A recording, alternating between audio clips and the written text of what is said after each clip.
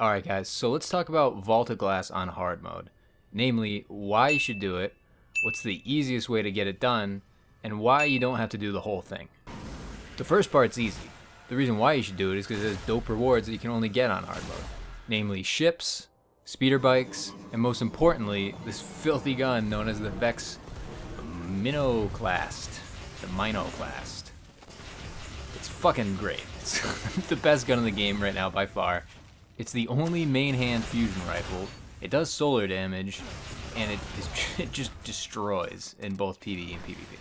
So all these rewards that I just showed you come directly from the last boss, Atheon.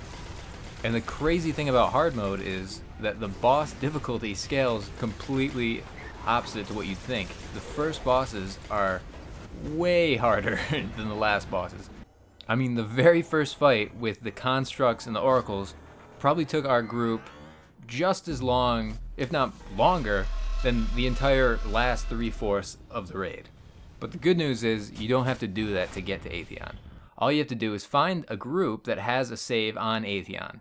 And the best way to do that is just to find someone or a group on a site like DestinyLFG.com who has a save at Atheon, and all you have to do is load in to their instance. You don't even need a full group, you just have to fly in there. You don't have to pass any checkpoints. As soon as you're loaded in at the final boss, you now have the save on that character. Alright, so let's talk about the Atheon fight. Personally, I wouldn't attempt it at a level lower than 28, and if you are going to attempt it at 28, you're going to want to bring a 30 for every 28 you have in the raid. Because all the enemies you're going to be fighting are level 30, and the damage reduction you get from that is significant enough that it makes the fight so slow that you might not beat the enrage timer.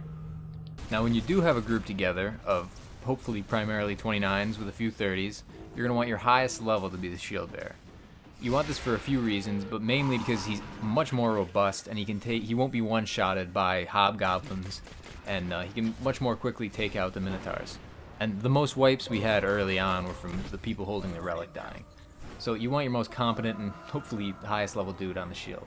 So the hard mode fight is almost identical to the normal mode fight, with the addition of the same temporal shield that you get put in on the Templar fight. So the way this works, if you're not familiar, is the boss is going to teleport your farthest 3 members to either Mars or Venus randomly, and in hard mode he's going to also put this shield around the other 3 members that he doesn't teleport.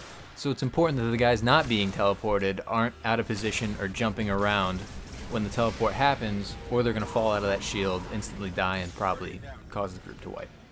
Another important thing to consider when choosing who gets teleported are raid gear upgrades. Now you want people that have raid guns that do bonus damage to oracles, or have the raid gloves that give you extra super energy when you kill an oracle, to probably be on the away team, because the oracles in hard mode have a fair bit more health than in normal.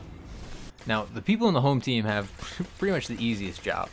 All they have to do is make sure they stay up off the ground and away from the harpies, and slowly mow them down as they come out and spawn.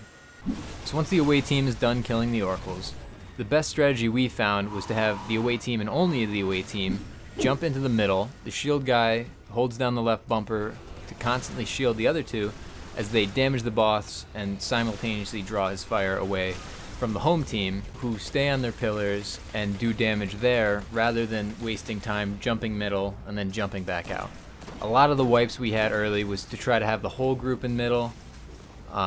Some people like to do a strategy when they have a striker titan in the group, where he will drop a bubble in the back of the middle that gives a 20% bonus to weapon damage.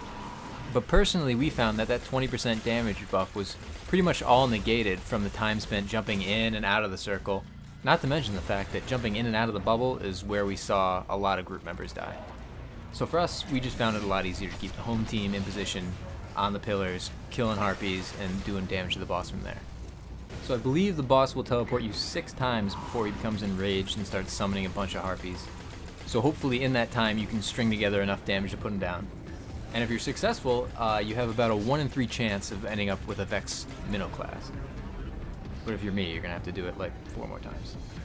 But there it is. That's the Atheon hard mode fight in a nutshell.